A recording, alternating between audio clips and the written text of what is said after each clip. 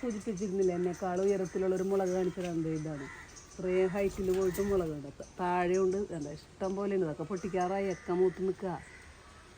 സമയം പോലെ ഒന്ന് പൊട്ടിക്കണം. ധാരാളം ഉണ്ട്, എല്ലാ കൊലയിലും നിറയെ ഉണ്ട്. എന്നിട്ടമ്മ വളമിടണ പറഞ്ഞു കൊടുക്ക്. ഇതിനിപ്പോൾ ഞാൻ ഇത്രയും ഇതിനുണ്ടായിട്ടത് അത്രയും ഇങ്ങോട്ടേക്കൊക്കെ പടർന്നുണ്ട്.